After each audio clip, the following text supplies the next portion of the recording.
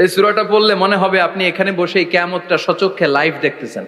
وأنزلنا الحديد فيه بأس شديد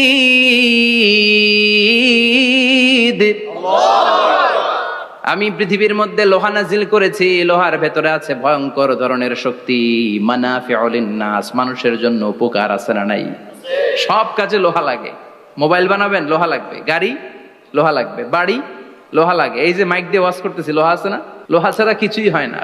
এই পাহাড়ের এত শক্তি যে পৃথিবীর এই থারথার করে কাঁপুনিকে বন্ধ করে দিয়েছে। হালমিন খালকিকা আসাদ্দা মিনাল জিবাল, ইয়া রব, আপনার সৃষ্টিকুলের মধ্যে পাহাড়ের চেয়ে শক্তিশালী কি কিছু আছে? আল্লাহ বললেন নাম আছে। কি সেটা? আল্লাহ বললেন সেটা হচ্ছে আল হাদিদ, মানে লোহা। লোহা চিনেন? এই হাদিদ নামে, আল হাদিদ নামে আল্লাহর কোরআনে একটা সূরা আছে না নাই? সূরাতুল হাদিদ, লোহার সূরা। ওয়া আনজালনাল হাদিদ ফীহি বাসুন শাদীদ ওয়া মানাফিউ লিন-নাস। আল্লাহ বললেন আমি লোহাকে নাজিল করেছি। লোহা পৃথিবীর কোনো উপাদান নয়।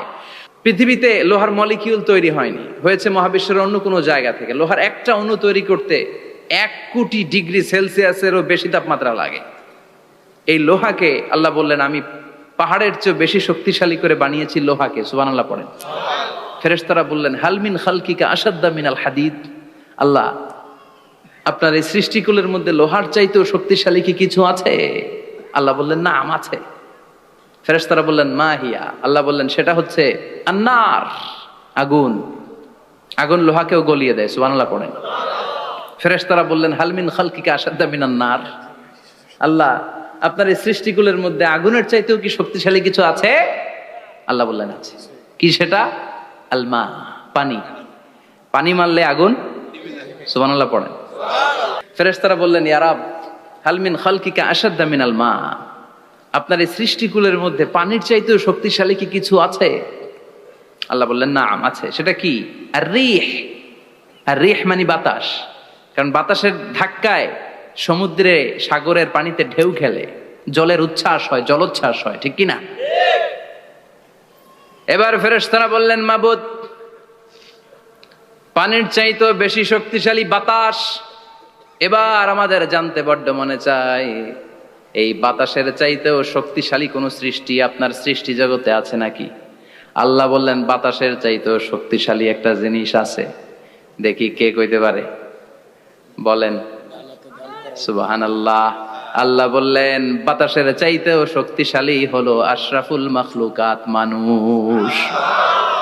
কিয়ামতটা যেদিন হবে, ওই দিন গোটা বিশ্বব্যাপী আমাদের পরিস্থিতি কি হবে এটার একটা নকশা আল্লাহ নিজে এই সূরার নকশা এঁকে দিয়েছে।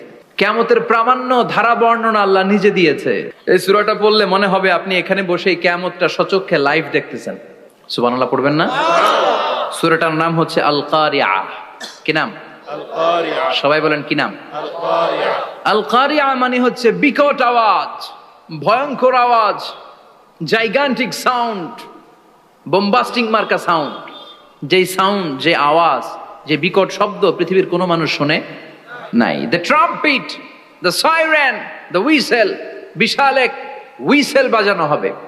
ওই হুইসেল বা সাইরেন বাজানোর ফলে বিকট একটা শব্দে গোটা বিশ্ব ভেঙে খান খান হয়ে যাবে। এটার নামই হচ্ছে আল কারিয়া। চিল্লায় এখন সুবহানাল্লাহ।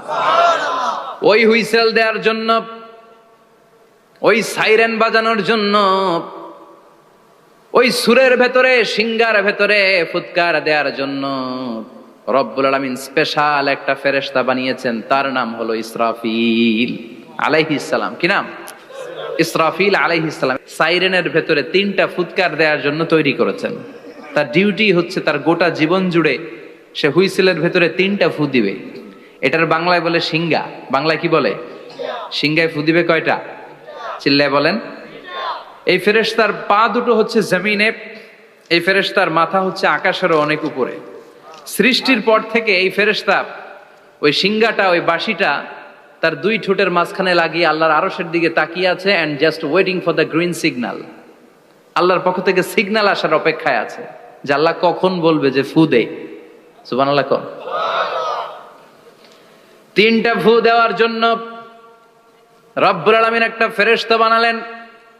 ইসরাফিল ফেরেশতা সৃষ্টির শুরু থেকে বিশাল সিংহাটাকে, সাইরেনটাকে, ট্রাম্পিটটাকে দুই ঠোঁটের মাঝখানে লাগিয়ে আল্লাহর আরশের দিকে তাকিয়ে আছে, কবে আমার প্রভু বলবে সাইরেনের মধ্যে বাঁশি বাজা।